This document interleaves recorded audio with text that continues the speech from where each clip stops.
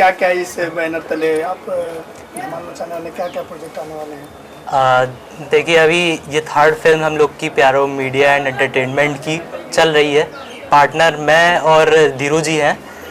और पहली फिल्म हम लोग ने बिजली का लट्टू बनाई है, दूसरी हम लोग की मकान फिल्म, और तीसरी ये भाग्य चक्र हम लोग की शूटिंग हो रही है। और तीनों ही बहुत ही बेहतरीन फिल्म, स्क्रिप्ट भी बहुत बढ़िया, और आगे भी और अच्छी इससे भी बेहतर बनाने की हम लोग की है। हम लोग सीख रहे हैं बनाते बनाते साथ में, और अभी मैं भी थोड़ा नया हूँ इसमें। और बस। और भाग्य चक्र को लेके दर्शकों से क्या कहना चाहेंगे? भाग्य चक्र तो फिर आप को मैं ज़्यादा बता नहीं सकता, लेकिन जो हम लोग के एक्टर्स हैं वो बहुत ही एकदम मैच हो रहे हैं। जो कौन कलाकार नजर आएंगे इसमें चांदनी जी, पंकज, संजय पांडे जी और आशीष जी नए हमारे कलाकार हैं, वो भी नजर आएंगे। एज ए प्रोड्यूसर आपको सबसे ज़्यादा सपोर्ट किनका मिलता है, और फिल्म इंडस्ट्री में कैसे आपका एंट्री हुई? फिल्म इंडस्ट्री में धीरू जी से ही शुरू हुआ हम लोग की बातचीत पहले, फिर उसके बाद वही, और हम लोगों ने देखा और काम हम संभालते थे। फिर उसके बाद इसमें ही इंडस्ट्री में हम लोग आ गए, पैसे भी लगाए सब। तो कैसा एक्सपीरियंस रहा जो है अब तक जितना आप फिल्म प्रोड्यूस किए, फिल्म मेकिंग करते हैं, शूटिंग का सेट, एक ऑफिस में बैठ के काम करना और एक शूटिंग के सेट पे धूप में, गर्मी, बरसात में? हाँ, बहुत ही अलग है एक्सपीरियंस। ऑफिस में जो बैठ के देखा नहीं जा सकता वो यहाँ आके पता चलता है सब। खर्चे हम लोग पहले से लिख के एस्टिमेट हम लोग पूरा बना के चले हैं, लेकिन जब सेट पे आते हैं तो सब देखते हैं तो बहुत ही एकदम बिगड़ जाता है। वो एक्सपीरियंस बहुत ज़रूरी है। प्रैक्टिकल में जो होता है, वो थ्योरी का जो प्रैक्टिकल में होता है वो कन्वर्ट होते होते बहुत ही अलग हो जाता है, बजट ऊपर चला जाता है। तो हैप्पी हैं इस फील्ड में आके आप? हाँ, इस फील्ड में आके आप हैप्पी हैं आप? हाँ बिल्कुल। Thank you. सर जो है काफ़ी मजे हुए एक्टर हैं और लगभग 500 से ज़्यादा फिल्में किए हैं। तो आप सभी फिल्मों में उनको देखेंगे कि उसमें मतलब एक विलेन का रोल करते हैं। लेकिन जब से धीरू सर ने उनको मतलब समझा है और धीरू सर को लोगों ने समझा है, तो संजय सर को लगातार 3-4 फिल्मों में उन्होंने एज ए अभिनेता मतलब प्रस्तुत किया है लोगों के सामने। मतलब एक तरीके से कहा जा सकता है कि विलन की छवि को छोड़ के वो अब अभिनेता की छवि में एक तरीके से आ चुके हैं, मतलब हीरो की छवि में आए। जी, ये नया रूप है उनका। जो भोजपुरी इंडस्ट्री में ऐसे डायरेक्टर बहुत कम होते हैं जो कि किसी की छवि चेंज करना चाहते हैं। बिल्कुल सही कह रहे हैं। भोजपुरी में ही नहीं, हिंदी फिल्मों में भी देखा जाए तो कुछ मोहर से लग जाते हैं ना कि ये विलन्स हैं, ये ऐसे हैं, तो ऐसे करके नहीं। चूँकि धीरू सर जो आप पहले भी जानते हैं, जो धीरू यादव जी हैं, ये बिल्कुल क्रिएटिव टाइप की फिल्में बनाते हैं। एक ऐसे इस तरीके की फिल्म बनाते हैं जिससे लोगों को एक एक्टर क्या कर रहा है उसे नहीं मतलब लगता है कि इसमें जो डायरेक्टर है उन्होंने क्या कमाल चीज़ें प्रस्तुत की है, किस तरह की खूबसूरती लाई है। उसमें ज़्यादा इम्पोर्टेंस अभिनय का नहीं होता है कि डायरेक्टर अपनी क्रिएटिविटी उस फिल्म में प्रस्तुत करना चाहते हैं, उसमें चाहे किसी को भी फिट करें।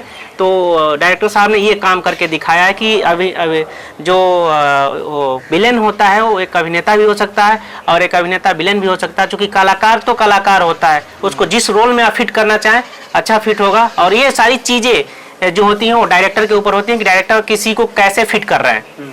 और बात करें जो फिट होने की, तो आप जो है किस किस रोल में फिट होते हैं, इसमें किस रोल में नजर आएंगे? देखिए इसमें संभावना पुनः फिर डॉक्टर का हो सकता है, क्योंकि लगातार मुझे कई फिल्मों में डॉक्टर का रोल मिला है। तो यही संभावना हो रही है कि इस फिल्म में भी मैं डॉक्टर के रोल में ही आप लोगों के पर्दे पे नजर आऊँगा सर। तो डॉक्टर बन के कितना रिस्पांस आपको मिलता है, कितने डॉक्टर लोग से आपका तालमेल बढ़ जाता है? भाई साहब इतने मतलब मेरे फ्रेंड्स हैं जो इस समय डॉक्टरी लाइन में हैं, इतना मुझे फ़ोन करते हैं कि भाई साहब तुम कहाँ से हम लोग का पैसा बंद कर दोगे। बहुत सारे लोग मुझे फ़ोन किए जब देखा मेरा रोल, तो भाई तुमने तो मेरा मतलब डिस्पेंसरी बंद कर देना है। कि नहीं भाई, ये रियल नहीं हूँ, मैं रील में हूँ। रियल में मैं सोशल एक्टिविस्ट हूँ और दूसरा कुछ भी हूँ, जी है ना। सर आपको बात करें जो धीरू जी के बारे में क्या कहना चाहिए, as a director, as a हमारे तो प्यारो मीडिया एंड एंटरटेनमेंट हम लोग की जो फर्म है, हम लोग पार्टनर हैं, मैं और धीरू जी, तो बहुत ही अच्छे पार्टनर भी साबित हुए हैं। वो हम लोग काफ़ी टाइम पहले से ही काम करते आए हैं साथ में, और अभी हम लोग की ये तीसरी फिल्म है प्यारो मीडिया की।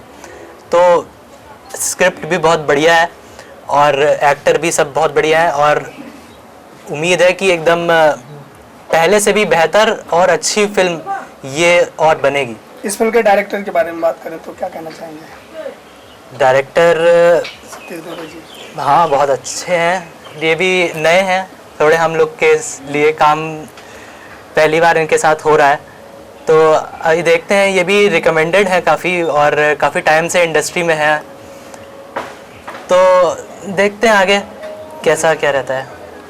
कैलाश जी आपसे बात करें जो है एकदम पूरा नेता वाला लुक लग रहे हैं, रियल लाइफ में आप नेताजी हैं ही, समाज सेवक भी हैं और फिल्मों में गीत लिखते हैं, तो क्या कभी एज ए कलाकार भी नजर आए क्या? अब वो धीरू जी के ऊपर निर्भर है, वो मेरे अंदर भी जो कलाकार है उसको उभार देते हैं और ये क्षमता उनके अंदर है।